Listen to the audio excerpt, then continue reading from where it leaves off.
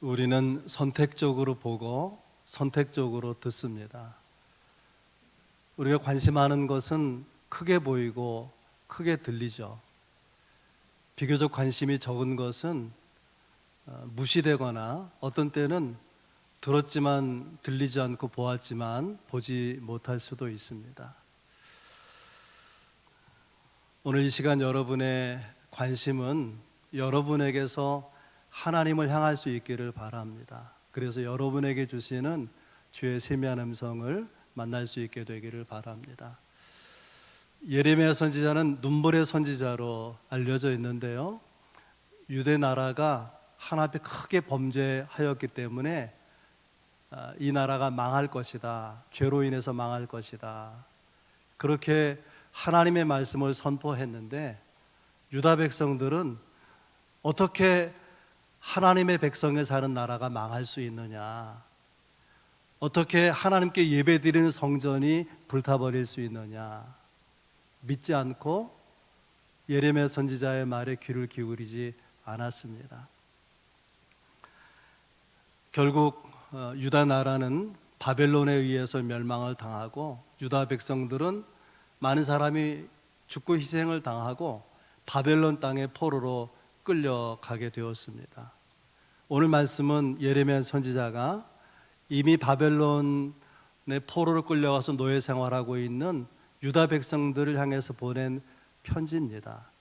예언서에 선지자의 편지가 기록되는 것은 매우 희귀한 일이죠. 바벨론 땅에서 포로된 노예로 살고 있는 유다 백성들의 간절한 소원이 있다면 그것은 하루라도 빨리 포로된 땅에서 벗어나는 것입니다. 그런데 예레미야가 보낸 편지의 내용은 그들의 기대와는 동떨어진 그런 말씀이었습니다. 오늘 본문을 거슬러 올라가서 5절 6절 말씀입니다. 너희는 집을 짓고 거기에 살며 텃밭을 만들고 그 열매를 먹으라. 아내를 맞이하여 자녀를 낳으며 너희 아들이 아내를 맞이하며 너희 딸이 남편을 맞아 그들로 자녀를 낳게 하여 너희가 거기에서 번성하고 줄어들지 아니하게 하라. 하루빨리 고국으로 돌아가고 싶어하는 유다 포로된 백성들에게 그냥 포로된 땅에서 농사 짓고 살라는 거예요. 오래도록 살면서 농사도 하고 자식도 결혼시키고 거기서 번성하기를 바란다는 것입니다. 이런 예레미야의 편지는 고국으로 빨리 돌아가기를 원하는 유다 백성들에게 찬물을 끼얹는 그런 실망스러운 메시지가 아닐 수 없죠. 7절 말씀은 더 기가 막힌데요, 너희는 내가 사로잡혀가게 한 그 성읍의 평안을 구하고 그를 위하여 여호와께 기도하라. 이는 그 성읍이 평안함으로 너희도 평안할 것임이니라. 바벨론은 유다를 망하게 한 원수 국가죠. 그런데 바벨론 땅에 포로되어 살고 있는 유다 백성들에게 하나님이 예레미야 선지자를 통해서 보낸 편지 내용이 그 바벨론 도시들을, 성읍들을 위해서 기도하라는 거예요. 그 도시가 평안하기를 구하라는 거예요. 그 도시가 평안해야 포로로 노예로 살고 있는 유다 백성도 평안할 것이다. 얼마나 기가 막힌 분통 터지는 말씀입니까?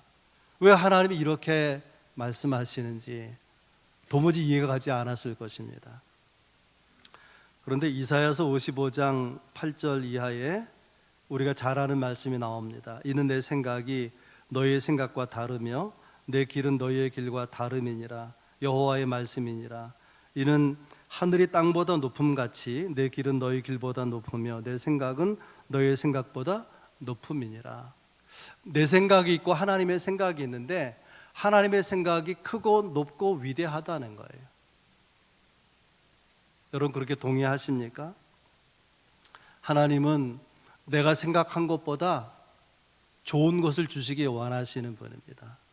이 교회가 중앙동 상가에 있을 때 예배당이 40평이 안 되는, 아마 30평 갓 넘을까 말까 한 그런 공간인데 그마저도 계단 부분을 이렇게 빼야 되기 때문에 강단에서 설교하면서 보면은 중간쯤 뒷부분이 이렇게 안으로 들어와서 그 뒤가 보이질 않는 거예요. 왜 이렇게 협소한 예배당을 가지고 교회를 개척했을까? 왜 작더라도 네모 반듯한 그런 예배당을 준비하지 못했을까? 그 이해가 가지 않았습니다. 근데 세월이 지나서 돌이켜 생각해 보면 만약에 그때 교회는 작았지만 예배당이 그 공간이 널찍하고 정말 충분히 좋았다고 하면은 빨리 교회를 건축해야 되겠다 그런 생각을 했겠습니까? 어쩌면 이 자리 이 교회가 없었을 수도 있을 것입니다.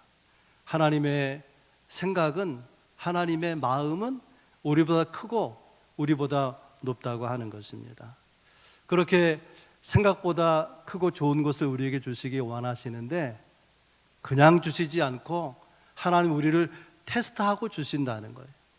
결론적으로 말하자면 내 생각을 내려놓을 수 있는지, 더 좋은 하나님의 생각을 붙들 수 있는지를 테스트해보고 주시고자 하는 것입니다.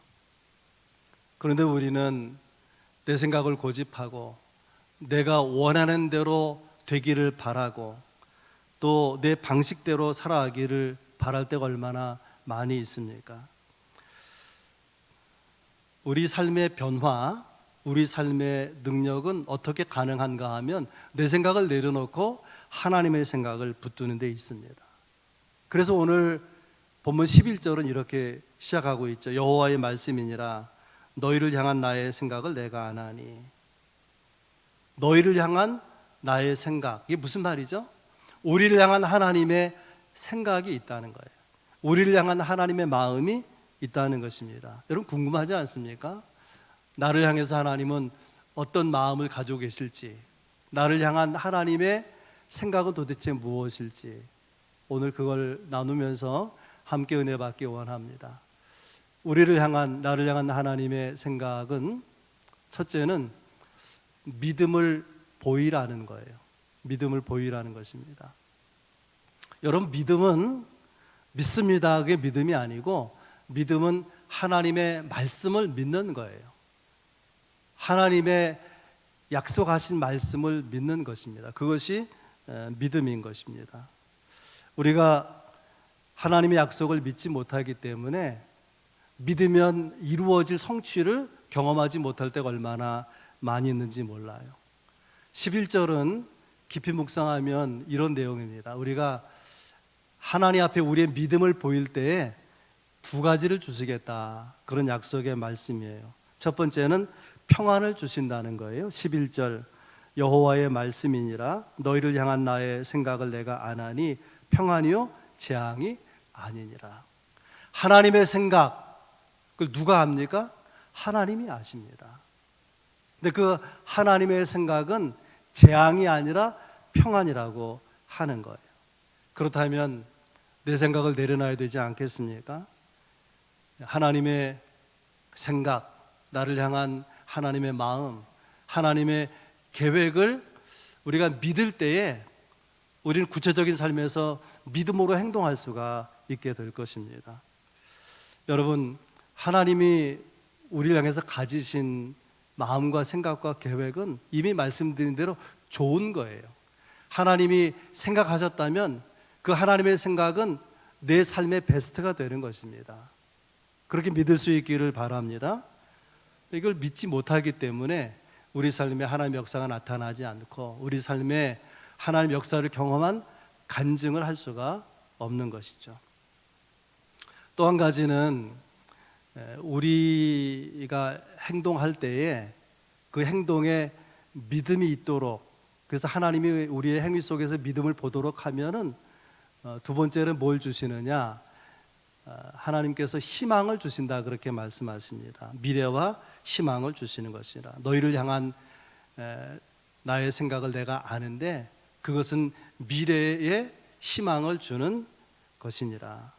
세번역 성경에 그렇게 되어 있어요. 오늘 본문을 원문이나 우리말 성경을 읽으면 미래와 그리고 희망을 주는 것이다. 그런데 세번역 성경에서는, 세번역은 그 뜻을 풀어서 우리가 이해할 수 있는 언어로 바꾼 거죠. 미래와 희망을 미래에 대한 희망이라 그렇게 번역을 하고, 하나님의 생각의 그 생각을 계획이라 그렇게 번역했습니다. 그러니까 하나님은 어떤 계획을 가지고 계시느냐, 우리 미래의 희망에 대한 계획을 가지고 계시다는 거예요. 여러분의 삶이 막혀 있습니까? 여러분의 삶이 정체되어 있습니까? 여러분 잊지 마시기를 바랍니다. 나를 향한 하나님의 계획은 진행 중이라는 거예요. 희망이 되게 하시려는 하나님의 계획이 지금도 추진되고 있다고 하는 것입니다. 왜 하나님은 우리의 미래의 희망을 계획하시느냐? 그것은 희망이 중요하기 때문이죠. 희망을 가진 사람은 넘어져도 다시 일어날 수 있습니다. 희망이 없는 사람은 넘어졌을 때에 그때 낙심하고 좌절하고 다시는 일어나지 못하는 것이죠. 하나님은 우리의 미래의 희망을 주시기 원하시는데 그 방법이 무엇이냐? 그 방법이 믿음이라고 하는 거예요. 믿음과 희망은 길을 같이 걸어 나가는 것입니다. 하나님을 믿는데 절망할 수 있나요? 우리가 낙심한다는 것은 믿음이 다운된 거죠. 우리 믿음이 내려가고 있는 거예요. 믿음이 올라가는데도 절망하는 길은 없는 거예요. 믿음과 희망은, 믿음과 소망은 같이 가는 것입니다. 시편 42편 5절에 내 영혼아 내가 어찌하여 낙심하며 어찌하여 내 속에서 불안하여 하는가. 너는 하나님께 소망을 두라. 그가 나타나 도우심으로 말미암아 내가 여전히 찬송하리로다. 하나님께 소망을 두라고 하는데 어떻게 소망을 둘 수 있을까? 어떻게 하나님께 소망을 가질 수 있을까? 그것은 믿음이에요. 여러분, 하나님은 소망의 본체입니다. 우리가 믿음으로 바라보면 소망이 생겨나는 거예요. 희망이 솟아나게 되는 것입니다. 고린도후서 1장 8절에 바울이 고난당한 이야기를 이렇게 기록합니다. 형제들이 우리가 아시아에서 당한 환난을 너희가 모르기를 원하지 아니하노니 심에 겹도록 심한 고난을 당하여 살 소망까지 끊어지고. 아시아에서 당한 환난을 너희가 모르기를 원하지 않는다. 꼭 알기를 바란다는 거예요. 그럼 아시아에서 당한 환난이 무엇이냐? 그것은 고린도후서 11장에 나오는데 거기에 바울 사도의 고난 목록이 나와요. 읽어보면 한 가지라도 우리에게 다가오면 견디지 못할 내용들이에요. 40에 하나 감한 매를 5번 맞았다. 그런가 하면은 동족의 위험, 이방인의 위험, 칼의 위험, 바다 위험, 광야의 위험, 뭐 여러 가지 자지 못하고 먹지 못하고 그런 극심한 고난을 수없이 겪었다고 하는 거예요. 그 고난을 한마디로 그 다음 절에서 이렇게 말합니다. 우리는 우리 자신이 사형 선고를 받은 줄 알았으니. 그 고난이 얼마나 극심했으면 이러다 나는 죽는다, 그런 생각에 이르기까지 되었다고 하는 거예요. 거기서 끝나면 복음이 아닌 것이죠. 거기서 끝나면 성경이 아닌 것입니다. 이어서 이렇게 말합니다. 사형 선고를 받은 줄 알았으니 이는 우리로 자기를 의지하지 말고 오직 죽은 자를 다시 살리신 하나님만 의지하게 하려 하심이라. 이 고난 속에서 하나님만 의지하게 하려 하심이라. 그래서 하나님을 믿음으로 붙들면 뭐가 달라지느냐? 사형 선고를 받은 것 같은 환난의 자리에서도 벗어날 수 있다는 거예요. 위기를 극복할 수 있다는 말씀 아니겠습니까? 여러분, 하나님은 전능하신 분입니다. 근데 그 하나님의 능력의 역사는 어떤 사람에게 나타나느냐? 우리가 믿음으로 인생의 길을 걸어갈 때 그 능력이 나타나는 거예요. 하나님의 능력이 없어서 내 삶이 무력한 것이 아닌 것입니다. 내 삶을 믿음으로 살아나가지 못하기 때문에, 내 행동을 믿음으로 행하지 못하기 때문에 하나님이 역사하실 수가 없다 그 말이에요. 하나님은 우리에게서 믿음을 보기 원하십니다. 생각에 믿음이 있기를, 행동에 믿음이 있기를, 삶에 믿음이 있기를 원하신다고 하는 거예요. 하나님은 그런 믿음을 보이는 사람들을 통해서 일하십니다. 또 우리의 존재가 믿음으로 드러나기를 하나님께서 원하십니다. 목적이 뭔가? 그래서 미래의 희망을 주고자 하는 거예요. 미래. 두 번째, 하나님의 마음은 기도하는 것입니다. 너무나 자주 듣는 이야기 아닙니까? 12절 말씀입니다. 너희가 내게 부르짖으면 내게 와서 기도하면 내가 너희들의 기도를 들을 것이요. 근데 이 말씀이 오묘한 것은 떼어서 읽으면 아무것도 아니에요. 근데 앞에 11절에 너희를 향한 나의 생각은 재앙이 아니라 뭐라고요? 평안이다. 그래놓고 12절에 가서 내게 부르짖으면 그 기도를 들어줄 것이다. 여러분, 하나님이 예레미야 선지자를 통해서 혹은 다른 선지자를 통해서 포로된 이스라엘이 회복될 것을 말씀하셨습니다. 그런데 기도하면 들어주실 것이라는 거예요. 기도하면. 이 말을 우리가 오해하기 쉬워요. 하나님이 회복을 약속했어도 우리의 미래를 축복하신다고 말씀하셨어도 기도가 조건이구나. 여러분, 그것은 복음 아닙니다. 그것은 주님이 주시는 메시지가 아니에요. 기도를 조건으로 약속했어도 기도하면 들어주시고 기도 안 하면 안 들어주시겠다, 그런 말이 아니고요. 이 말의 의미는 기도가 무엇인지를 알라는 거예요. 기도가 얼마나 중요한지를 제발 좀 이해하면 좋겠다고 하는 것입니다. 여러분, 기도가 무엇입니까? 기도를 가장 간단하게 말하면 하나님께 말하고 하나님께 듣는 거예요. 기도는 출발은 하나님께 말하는 것입니다. 말하자면 하나님의 생각, 하나님이 우리를 향한 마음이 뭐냐면은 우리의 목소리를 듣기 원하신다는 거예요. 기도하는 목소리를 듣기 원하신다고 하는 것입니다. 하나님의 마음이에요. 부모가 자녀에게 기대하는 것, 내가 고생하고 키웠으니까 너 돈 많이 벌어가지고 집 사줘야 돼? 농담으로 할 수 있지. 사실은 그렇지 않단 말이에요. 부모가 자녀에게 기대하는 것은 아주 사소한 거예요. 다가와서 조곤조곤 이야기해 주기를 바라는 거죠. 다정한 마음으로 말 몇 마디를 건네주기를 바라는 거예요. 그 보면은 어릴 때 애들이 뭐 그냥 이런 일 저런 일 큰일 다 와가지고 부모한테 얘기하잖아요.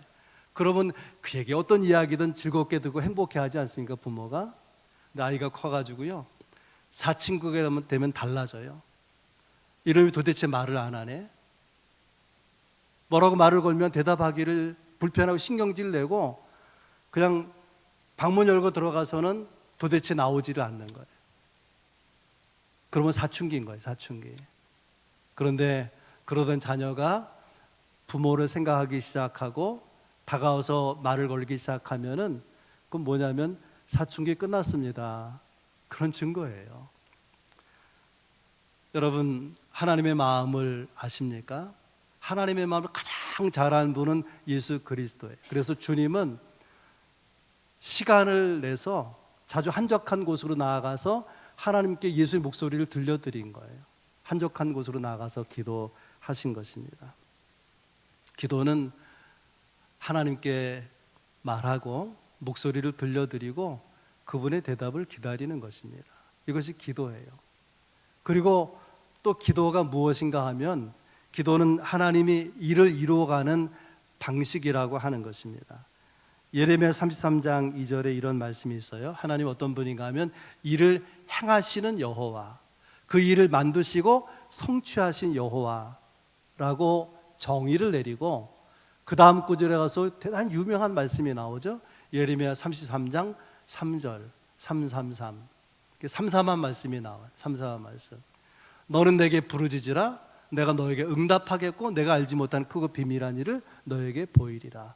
일을 만들어서 성취하시는 하나님이 부르짖으라고 기도하라고 명령하고 계신 것입니다.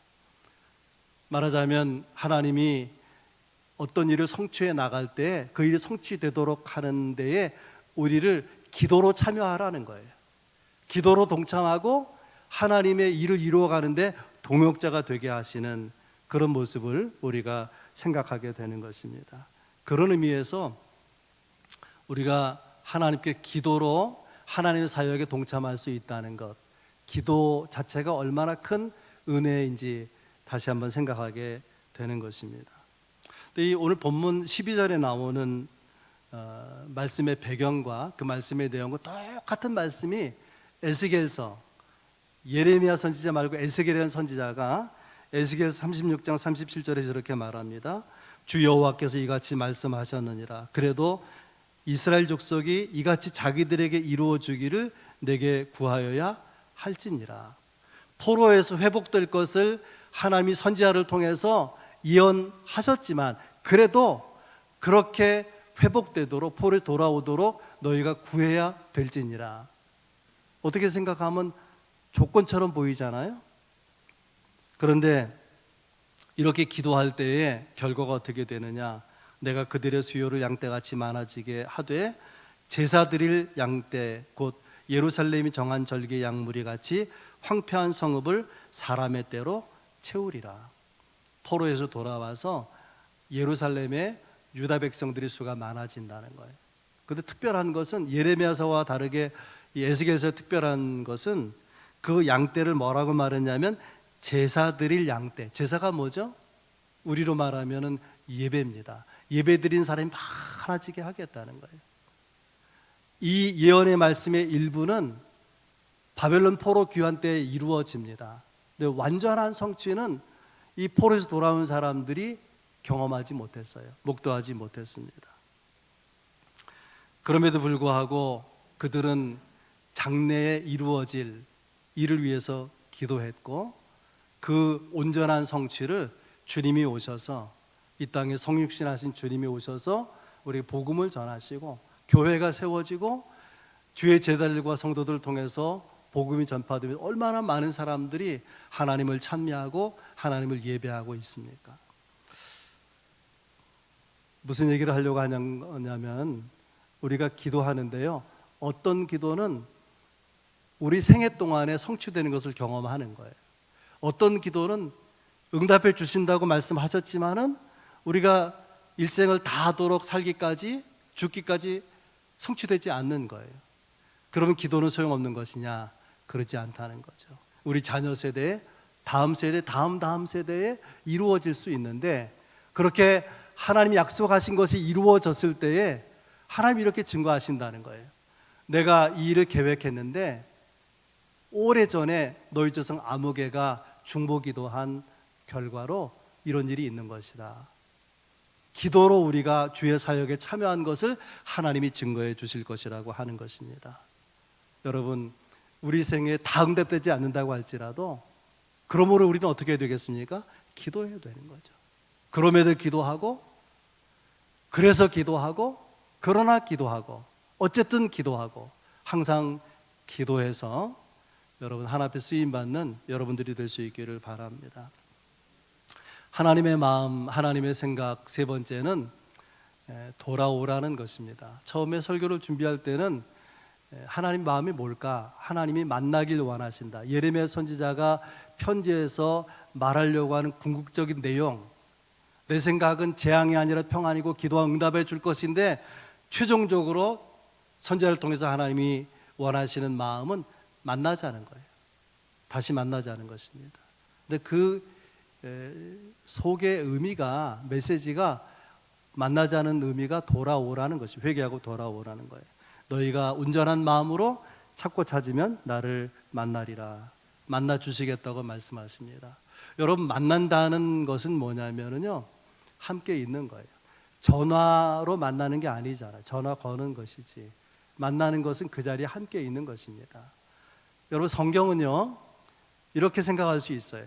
에덴 동산에서 시작해서 새하늘 새 땅 신천 신재인 천국으로 끝납니다.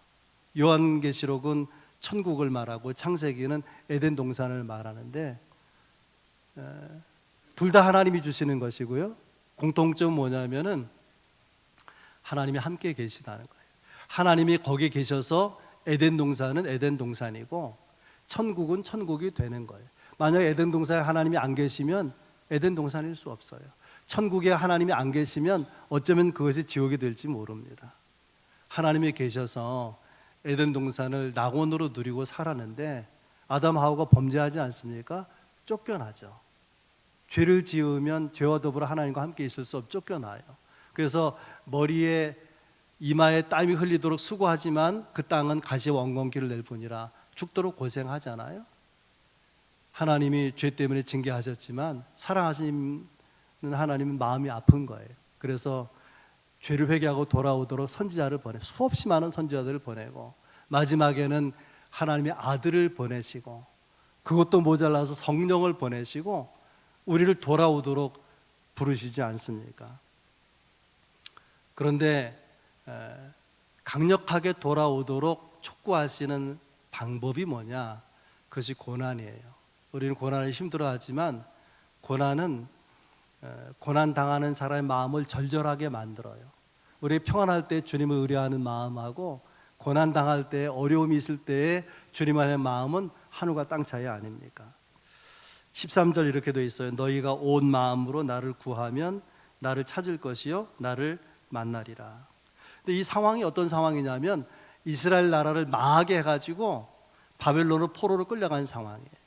말하자면 하나님이 매를 때리신 신가, 징계의 채찍을 때리신 상황 가운데 주신 말씀입니다. 이런 채찍을 통해서 돌아오라고 하는 주의 말씀이 주의 마음에 응답하는 것이 믿음인 것이죠. 오늘 본문과 더불어서 생각나는 말씀, 또 우리가 기억해야 되는 말씀이 이사야서 1장 5절 이하에 나오는데 이런 표현이 있어요. 너희가 어찌하여 매를 더 맞으려고 거듭거듭 폐역을 거듭하느냐. 이런 이야기입니다. 어떤 어머니가요, 그런 얘기 많이 듣잖아요. 어떤 어머니가 하도 자식이 장난이 너무 심하고 이것저것 망가뜨리고 못되게 구니까 그러지 말라고 하잖아요. 도대체가 말을 안 들어요. 그래서 붙잡아다가 이제 회초리로 매를 때립니다. 그 때리는 어머니의 마음은 뭐냐면은 잘못했다 그러고 그런 일을 안 하면 되는 거죠. 잘못했다고 대답해주면 안 때리려고 하는데 이놈이 매를 맞으면서 힘들어하면서도 잘못했다는 말을 안 하는 거예요. 그러니까 매를 때리는 어머니의 마음이 아프니까 눈물을 흘리는 거예요. 눈물로 매를 때리는 것입니다. 이것이 하나님의 마음인 것이죠. 잘못했다 그래라 이놈아, 제발 좀 잘못했다 그래. 그렇게 회개하기를 바라시는데 절대로 회개를 안 하는 거예요. 절대로 돌이키지를 않는 것입니다. 너희가 온 마음으로 나를 구하면 나를 찾을 것이요 나를 찾으면 나를 만나게 될 것이다. 이런 뜻입니다. 만나줄 테니까 제발 좀 돌아와라. 내가 용서해 줄 테니까 제발 좀 돌아와라. 내가 다시 회복해 줄 것이니까 제발 좀 회개해라. 애타게 부르짖어 말씀하시는 것이죠. 우리는 사람이 여러 가지 시련을 만나고 많은 문제에 부딪힙니다. 그 시련과 문제가 크면 절망하게 되고 때로는 교회에서 멀어지게 되기도 하고 신앙을 저버리기도 합니다. 그러나 여러분 깊이 생각해 볼 수 있길 바랍니다. 우리가 겪는 어려운 하드타임의 여러 가지 장면들, 그것이 질병이든 환난이든 고난이든 인간관계의 어려움이든 그 속에는 애타게 우리를 부르시는 주의 음성이 있다는 거예요. 고난 속에는 절절한 주님의 사랑과 복음의 메시지가 있다는 것입니다. 고난 자체는 힘든 것이지만 고난 속에서 우리를 부르시는 주의 은총은 너무나 큰 것이죠. 거기서 주의 메시지를 들을 수 있기를 바랍니다. 오늘 예레미야 선지자를 통해서는 하나님께서 고난을 주시면서 하시는 말씀이에요.